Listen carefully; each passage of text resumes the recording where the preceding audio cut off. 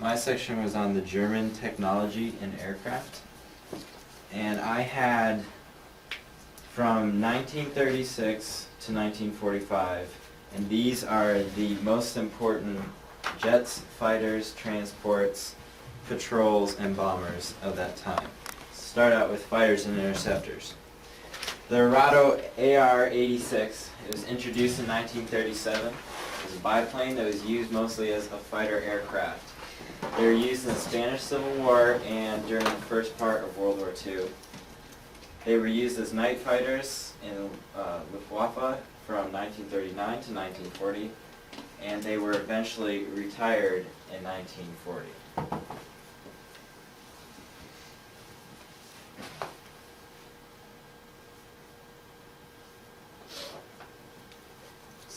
Here's a picture of it. It was one of the first planes that was like a stepping stone into their other technology of the aircraft. So meanwhile, while it was a biplane, it still was effective. Next one is the, I don't know how to pronounce this. Focke-Wulf. Yeah, the FW I-90. It was the first flight of the I-90 was in 1939. It was a single-seat, single-engine fighter. Had a lot of power and was able to carry more than most of the Messerschmitts could. It was mostly used in France during World War II. It was actually quicker and faster than the Allied aircraft and was used until the faster Spitfires were introduced. And then it was retired by Luftwaffe in 1945. So the end of the war, basically. Yeah. They also had like 6 guns on them. Yeah. So they had. It was powerful. Yeah. So I want to say they had 2 on each wing, and then they also had 2 around the main. Propeller. Yeah. So they were. Here's a picture of it. Yeah, and these were used. These were like their most powerful aircraft until the Spitfires came around to counterattack the Allied bombers. Next one is the Messerschmitt Bf 109. It was first introduced in 1937. It was first used as an interceptor, but when World War II came around, it was switched to fighter aircraft. It was used all over Europe, and it claimed over 1,000 victories in the sky. Over 33,000 of these were built during World War II. They were, that's a typo, competitive with the fast and effective American fighters throughout the entire war. It was used by the Luftwaffe in many missions, but it was retired too at the end of the war in 1945. And here is a photo of a modern day one that was fixed up. Yeah, restored. Next one is the Messerschmitt Me-262. It was first introduced in 1941, and it was the first jet-powered aircraft ever operated in the world. Over 1,000 were used during World War II, and they claimed over 500 victories on the Allied forces.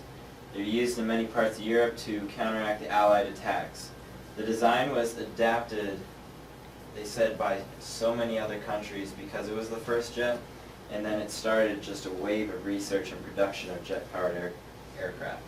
It was retired too at the end of the war, but meanwhile, of course, that was another stepping stone to more jet-powered aircraft after the war.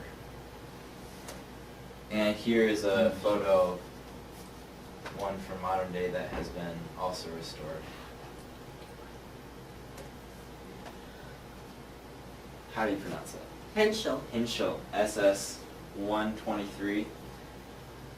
Henschel is actually, it's a type of car in Germany, and at that time it was like a popular car, and then during World War II the engines were used for some of the German planes.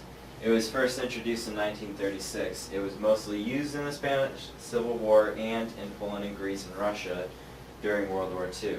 It was a single-seat biplane fighter, but it was mostly used for dive bombing.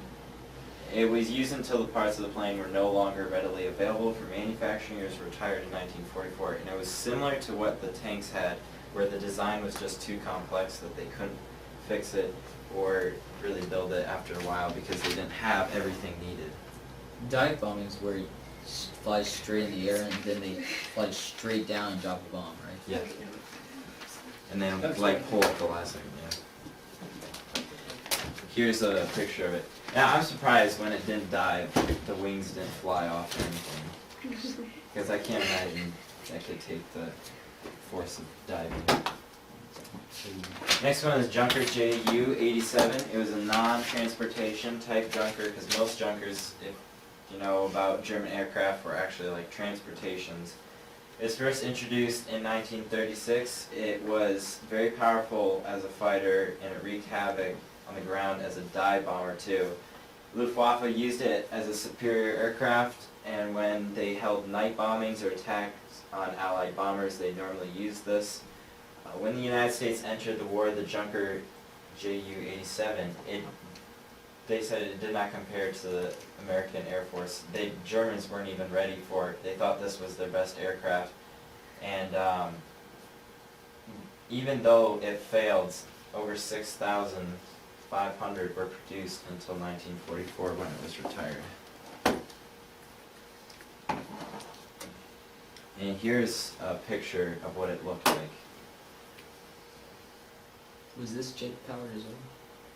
No, but it was one of Probably their not. most famous So they were aircraft. saying- Okay, that's just the air. And here are the bombers.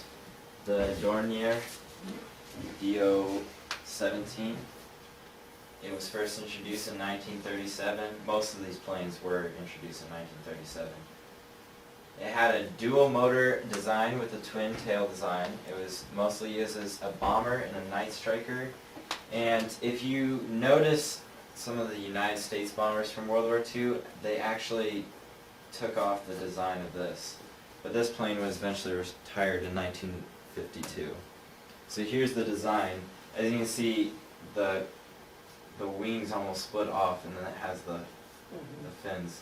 And the United States especially took off that design. The Heinkel HE-111 was first introduced in 1935, but its first flight was in 1936. It was designed to purposely violate the Versailles Treaty because they said like there weren't supposed to be aircraft made or anything like that, and so they decided to make a bomber to go against what the Versailles Treaty had stated. It was built to look like a transport, but it really was a medium bomber, so that also played into kind of the deception. It was one of the best recognized Luftwaffe planes. Over 6,500 were produced and used during World War II. It was an important part of the war in the European theater for the Nazis, and it was used until 1945 at the end of the war.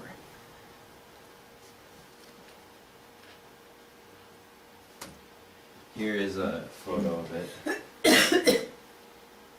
The best known one, right? Yeah, that's the best known. They have German those bombing London during the beginning of Narnia, of Yeah. the first Oh. Narnia movie. Yes. That historically The accurate. Junker JU-88 was first introduced in 1939. It was one of the most manufactured German aircraft ever built, with over 16,000 of them being built during World War II.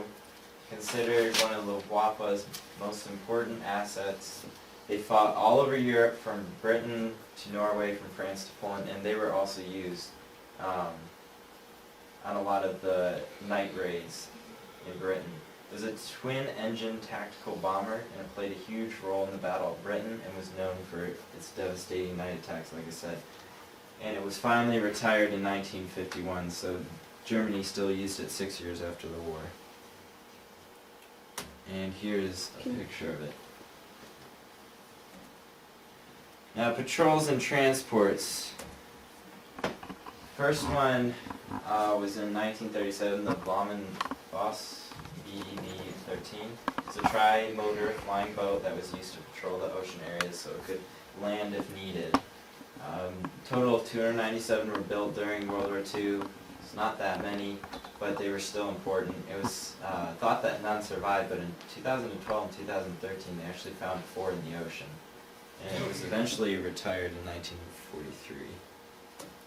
So here's a picture. Whoa. Can you go back again? It is literally a floating, it's a Literally. flying tub. They said it was like so heavy that a lot of these would go down because they couldn't get off the ground. There's a flop. Okay. Having problems? I can't get out of the water. It literally looks like a boat with wings. I thought that was like Great Plains. A little bit it could.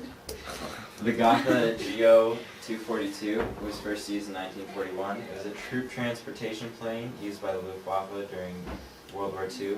About 1,100 were made. It was used less and less though as the years went on throughout World War II as more faster and efficient prototypes were made. It was eventually also turned into a flying boat, but it only held a maximum of 23 soldiers, and it was retired in 1946.